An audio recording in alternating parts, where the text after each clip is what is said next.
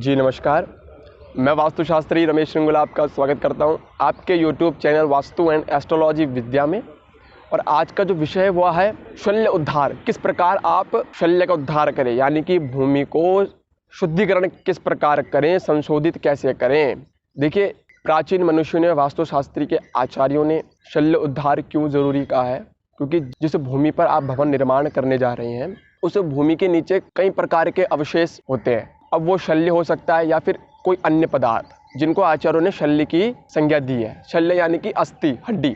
अब कुछ ऐसे पदार्थ होते हैं भूमि में जो वहाँ निवासकर्ताओं पे प्रभावित डालते हैं आगे जाकर, तो उनको शल्य की ही संज्ञा दी है हमारे आचार्यों ने। तो भवन निर्माण से पहले शल्य उद्धार भूमि का अवश्य करें। अब ये तो हमारी शास्त्रीय परंपरा है, शास्त्र क्या कहता है, और एक इसका वैज्ञानिक पक्ष। पहले मैं आपको बताऊंगा शास्त्रीय पक्ष क्या है। शास्त्रीय पक्ष ये है कि शास्त्र, ऋषि कह रहे हैं कि जलांतम प्रसरांतम चा पुरुषांतम तथैव चा, यानी कि जब तक जल ना आ जाए, जब तक जल ना दिखे तब तक खोदते रहिए, भूमि को गहराई करते रहिए। जी, पूरी भूमि की बात कर रहे हैं, जितना आपका प्लॉट है उस पूरे प्लॉट को खोदना है जब तक जल ना दिखे। दूसरा कहते प्रसरांतम, यानी कि जब तक पाषाण पत्थर ना आ जाए तब तक खोदिए। या फिर पुरुषांतम, एक पुरुष की हाइट जितना, यानी कि लगभग 5 से 6 फीट खोदना है। ठीक है, ये 3 चीजें वास्तुशास्त्रियों ने रखी, वास्तुशास्त्र के आचार्यों ने यह 3 चीजों को रखा आपके सामने। अब होता क्या है कि आजकल जो बिल्डर्स जो फ्लैट बनाते हैं उसमें देखिए, वास्तु वहीं पे अच्छा बनेगा जहाँ पे लोभ ना हो, जहाँ पे कमाई ना देखी जाए। क्योंकि बिल्डर्स जो होते हैं वो देखते हैं कमाई कितनी हो रही है। भैया, कम सामग्री में, कम चीज़ों में हमें लोगों को फ्लैट बना के देना, जिससे कि हमारा प्रॉफिट ज़्यादा हो। ये बिल्डरों का मेन मकसद होता है, ये उनका उद्देश्य होता है। तो वहाँ पे वास्तु कैसे आएगा, आप बताओ। क्या वहाँ पे वास्तु के जो रूल्स हैं, जो उसके सिद्धांत है, क्या उस बिल्डर ने उनको फॉलो किया? नहीं किया। बिल्डर 5 मंजिला फ्लैट आज जो बनाता है वो मुश्किल से कितना भूमि को खोदता होगा, कितना करता होगा? कम से कम 3-4 फुट ही करता होगा। बस 3-4 फीट में क्या होगा, आप बताओ। अब आचार्यों ने कहा कि यदि आप शल्य उद्धार नहीं करते हैं तो आपको मानसिक हानि हो सकती है, यानी कि मानसिक दुख उठाना पड़ सकता है। मानसिक दुख कैसे?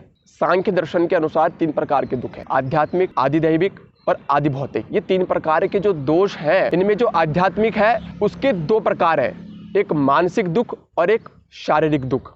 अब वही मानसिक दुख की बात आचार्य कर रहे हैं कि शल्य उद्धार न करने से आपको आगे जाकर वहाँ उस भूमि पर स्थित जो शल्य होंगे, कुछ ऐसे अवशेष पदार्थ होंगे जो आपको आगे जाकर मानसिक दुख दे सकते हैं। अब वो मानसिक दुख कैसे देंगे? आपने भूमि का संशोधन नहीं किया, आपने उसमें गड्ढा नहीं किया, तो उस गड्ढे के ना करने से ना तो वहाँ शल्य उद्धार हुआ। ठीक है जी। अब आपने फिर नींव रखी, अब मकान बना दिया। कुछ सालों बाद आप देखोगे मकान में दरार पड़ना शुरू हो जाती है। अब दरार पड़ेगी तो आपको मानसिक दुख तो होगा ही, चिंता में तो आप आएंगी, अरे यार अभी तो बनाया था, 1 ही साल हुआ है, अभी ये हाल हो गया। तो ये क्या है? ये मानसिक दुख है सांख्य के अनुसार। तो आपको मानसिक दुख ना उठाना पड़े, इसी कारण शास्त्रियों ने, वास्तुशास्त्रियों ने शल्योद्धार का एक विषय आपके सामने रखा कि ये अवश्य करें। अब ये जो बोल रहे हैं कि जलांतम, प्रसरांतम और पुरुषांतम, अब ये तीनों चीज़ों को देखने वाली बात है। अब ये तीनों चीज़ें जो जलांतम और प्रसरांतम, यानी कि पत्थर और जल तो बहुत नीचे होते हैं भूमि में।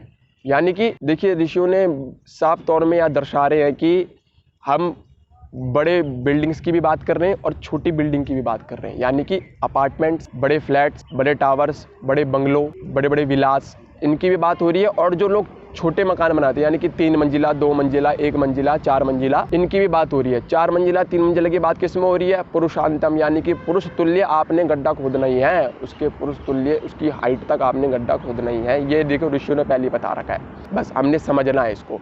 अब होता क्या है? वैज्ञानिक पक्ष क्या है? वैज्ञानिक पक्ष क्या कहता है? जो सिविल इंजीनियर्स के जो बायलॉज होते हैं वो कहते हैं कि 1 मंजिला आपको मकान बनाना है तो आपको जो भूमि है उसमें उसकी जो गहराई होनी चाहिए, उसमें गड्ढा जितना होना चाहिए वो 3 फीट होना चाहिए। और 3 मंजिला मकान बना रहे हो तो मैक्सिमम 5 फीट की गहराई, यानी कि डेप्थ तक आपको भूमि संशोधित करनी चाहिए, उसमें आपको गड्ढा खोदना अवश्य होता है। ये बायलॉज हैं सिविल इंजीनियर्स के, क्योंकि फाउंडेशन मजबूत होगी तभी हम अच्छे घर की कल्पना कर सकते हैं, क्योंकि उसमें आगे जाकर प्रॉब्लम्स नहीं आएगी, दरारें नहीं पड़ेंगी, अन्य प्रकार की जो समस्याएं थी वो नहीं आएंगी।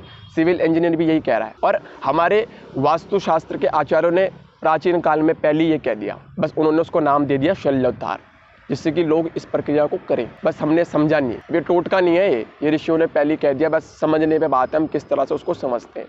तो मैं आपको इसका शास्त्रीय पक्ष भी बता रहा हूँ, वैज्ञानिक पक्ष भी बता रहा हूँ कि शास्त्रों में तो शल्योद्धार है और वैज्ञानिकों ने उसको बोला कि फाउंडेशन मजबूत करने के लिए आपको इसकी डेप्थ इतनी रखनी चाहिए यदि ऐसे ऐसे बन रहा है। अब जो बड़ी बिल्डिंग्स बनती हैं उनकी तो हाइट बहुत नीचे जाती है, यानी कि वो जलांतम प्रसनांतम वाला जो रूल है वो यहाँ पे फॉलो हो रहा है, बहुत नीचे जाती है उनकी हाइट, बहुत ज़्यादा डेप्थ होती है। जो बड़ी बिल्डिंग बड़े टावर्स बनते हैं बहुत नीचे उनकी फाउंडेशन जाती है। तो फिर मैं आपको यही बताना चाह रहा हूँ कि शल्योद्धार के शास्त्रीय पक्ष मैंने आपको बताया और मैंने आपको वैज्ञानिक पक्ष में बताया। दूसरा, घर की जब आप गड्ढा खोद दें तो उसमें जो नेचुरल स्टोन्स होते हैं वो अवश्य बिछाएं। जैसे आपने वो शल्योद्धार के लिए यानी कि आपने गड्ढा खोद दिया, फाउंडेशन रख दिया है, तो उसमें नेचुरल स्टोन्स अवश्य रखें।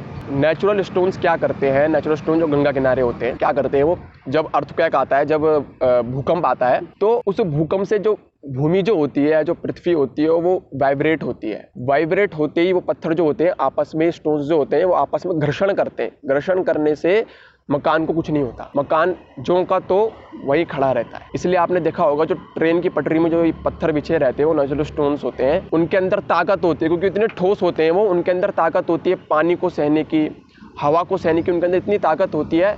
और ट्रेन में से कितनी वाइब्रेशन निकलती है वो उसको सहते हैं, क्योंकि आपस में घर्षण करते हैं। इसलिए ट्रेन की पटरी के नीचे वही पत्थर बिछाए जाते हैं, नेचुरल स्टोन्स। तो आप वो उनको घर के नीचे बिछा सकते हो। उसके बाद आपने साफ मिट्टी अच्छे से फाउंडेशन करनी है।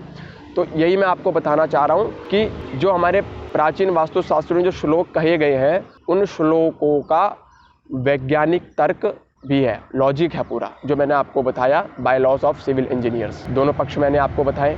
तो मेरा मकसद यही है कि आप वास्तुशास्त्र के रूल और रेगुलेशंस को अवश्य फॉलो करें, क्योंकि देखो, और आर्किटेक्ट को क्या कहते हैं, वास्तुकला, और हमारे शास्त्रों क्या कहते हैं, वास्तुशास्त्र। ठीक है, तो आप अवश्य इन चीज़ों को फॉलो करेंगे तभी एक अच्छे घर की आप कल्पना कर सकते हो जिसमें सुख समृद्धि का वास होगा, नहीं तो आपको आगे जाके मानसिक दुख अवश्य ही उठाना पड़ सकता है। धन्यवाद, अभी के लिए इतना ही। अगर वीडियो पसंद आई हो तो लाइक और शेयर जरूर करें और कमेंट करके अपनी राय जरूर दें, और ऐसी ही ज्ञानवर्धक वीडियो देखने के लिए चैनल को सब्सक्राइब करना ना भूलें। मिलते हैं अगली वीडियो में, तब तक के लिए नमस्कार।